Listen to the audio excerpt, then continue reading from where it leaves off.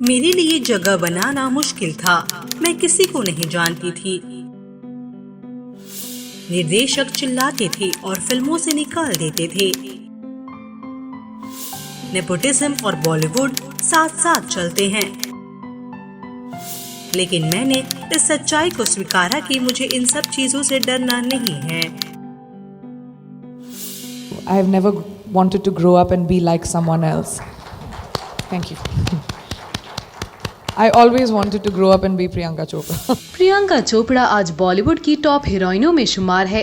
भारत ही नहीं बल्कि दुनिया भर में उनकी जबरदस्त फैन फॉलोइंग है। दौलत, शोहरत, नाम और रुतबा सब कुछ है आज प्रियंका चोपड़ा जोनस के पास।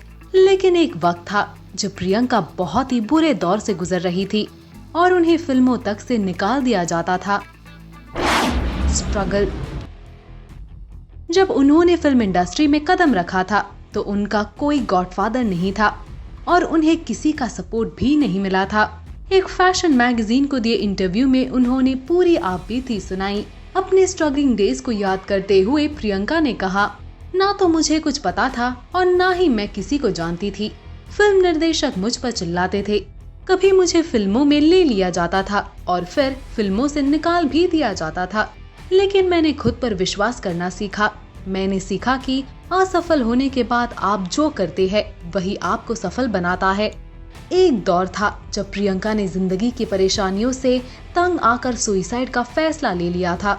उन्होंने एक नहीं बल्कि तीन बार सुसाइड करने की कोशिश की। इसका खुलासा प्रियंका के मैनेजर रहे प्रकाश जाजू ने 2016 में सोशल मीडिया पर किया था। दरअसल 2002 में असीम मर्चेंट की मां का निधन हो गया। प्रियंका उनके काफी करीब थी और वो ये दुख बर्दाश्त नहीं कर पाई। बकौल प्रकाश जाजू, प्रियंका ने एक अपार्टमेंट की छत से कूदकर जान देने की कोशिश की थी। प्रियंका के सुसाइड वाली बात काफी चौंकाने वाली है और वो भी बॉयफ्रेंड की मां के लिए।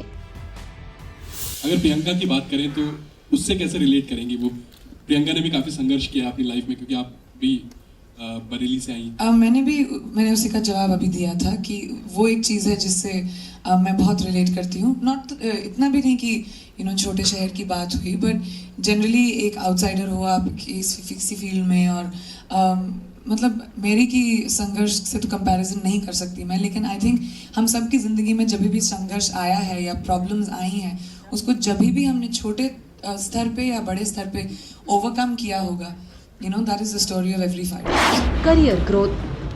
आपको बता दें कि प्रियंका ने मिस वर्ल्ड 2000 का खिताब जीतने के बाद अपने एक्टिंग करियर की शुरुआत की थी। उन्होंने डेब्यू साल 2002 में तमिल फिल्म तमिरन से की। लेकिन बॉलीवुड में उनकी पहली फिल्म 2003 की film the hero love story of a spy थी। इसके बाद उन्होंने अक्षय कुमार और लारा दत्ता के साथ अंदाज की, जिसमें उन्हें पसंद किया गया। लेकिन प्रियंका को असली पहचान फिल्म ऐतराज से मिली। इस फिल्म में प्रियंका के नेगेटिव रोल को खूब पसंद किया गया।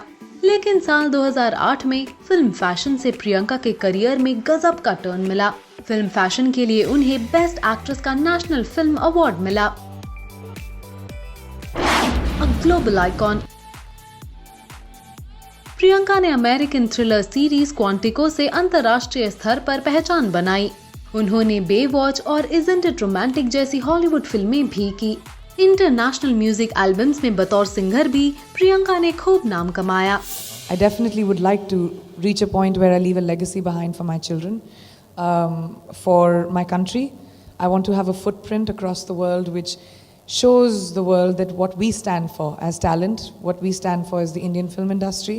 I don't want to be known as a spoof of Hollywood. I don't think that's what we are. So my plowing the ground right now is trying to break the stereotype of what people think Indian talent is, which hence my decisions of doing the movie that I've done and the TV show that I've done. आपको याद होगा कि जब प्रियंका अपनी film Baywatch को promote करने मुंबई आई थी और यहाँ के मीडिया से रूबरू हुई थी, तब उनसे पत्रकारों ने वहाँ के कल्चर और फिल्मी तौर तरीकों के बारे में पूछा। प्रियंका के जवाब ने दिल जीत लिया था। एक बहुत स्टीरियोटाइप होता है हमारी फिल्मों को लेकर और इंडियंस को लेकर इंटरनेशनली, वेस्ट में, सिर्फ अमेरिका में नहीं, वेस्ट में भी, जो हम सब ने शायद एक्सपीरियंस किया हो, सुना होगा।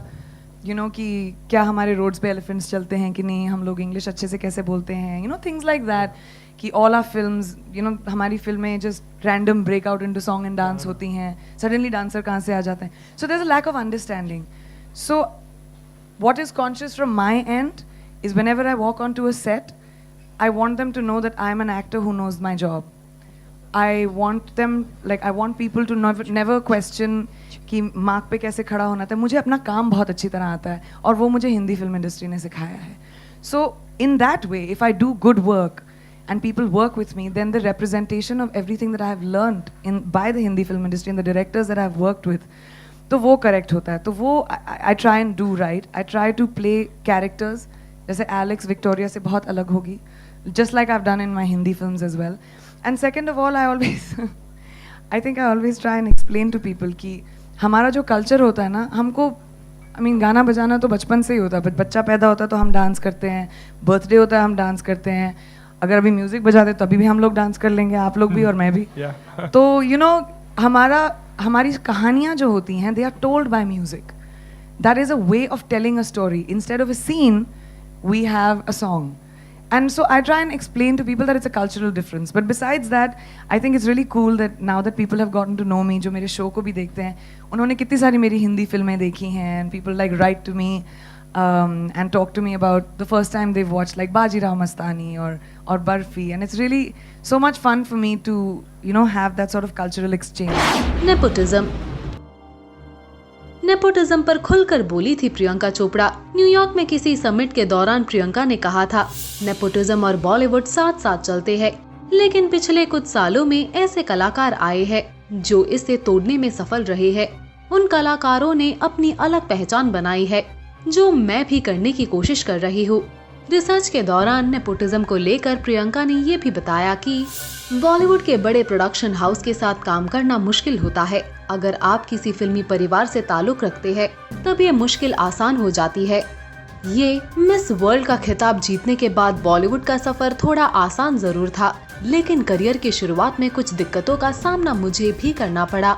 बॉलीवुड में एंट्री करने के बाद अपने शुरुआती दिनों को याद करते हुए एक्ट्रेस ने कहा, मेरे लिए ये बहुत कठिन था. मैं यहाँ किसी को नहीं जानती थी. जब मैंने यहाँ कदम रखा तब हर कोई यहाँ एक दूसरे का अच्छा दोस्त था. मैं नेटवर्किंग में ज्यादा अच्छी नहीं थी, न ही ज्यादा पार्टीज में जाती थी. मेरे लिए भी थोड़ा मुश्किल था, लेकिन मैंने इस सच्चाई को स्वीकारा कि मुझे इन सब चीजों से डरना नहीं है. क्योंकि जब मैंने ये प्रोडक्शन कंपनी बनाई, तो जिस रीज़न के लिए मैंने बनाया वो कामयाबी मिली. I was very happy. जब मैं फिल्म इंडस्ट्री में आई थी, मुझे हेल्प करने वाला कोई नहीं था. हालांकि मैं मिस वर्ल्ड थी, इसलिए मुझे फिल्में मिली, लेकिन आई डिडंट नो एनीवन. सब लोग अंकल आंटी नहीं थे. मतलब मुझे अपने आप को इंट्रोड्यूस करना पड़ा. तो मेरी कंपनी का स्टैंडर्ड है, मैंडेट है कि हम नए आर्टिस्ट को चांस देते हैं. नए फिल्म मेकर्स हो, नए डायरेक्टर्स हो, नए एक्टर्स हो, म्यूजिशियंस हो. कोशिश करती हूँ मैं जिस फिल्म में भी बनाऊँ, मैं हमेशा न्यू पीपल को अपॉर्चुनिटीज़ दूँ. हम बहुत छोटे प्रोड्यूसर्स हैं. पर्पल पेबल पिक्चर्स बहुत छोटा प्रोडक्शन हाउस है. छोटी फिल्में बनाना चाहते हैं, लेकिन अच्छी फिल्में बनाना चाहते हैं. जिस मेहनत, लगन और मजबूती के साथ वो आगे बढ़ रही है, तरक्की कर रही है, वो सभी के लिए एक मिसाल है. एंटरटेनमेंट इंडस्ट्री में उन्होंने साल 2020 में 20 साल पूरे कर लिए हैं और सफलता को चूमा है. मिस वर्ल्ड से शुरू हुए इस जर्नी में देखते ही देखते आज वो वाकई में वर्ल्ड में टॉप हीरोइंस में से एक है. इनकी स्ट्रगल स्टोरी को जानकर आपके क्या रिएक्शंस है? पोस्ट करिए अपने कमेंट्स.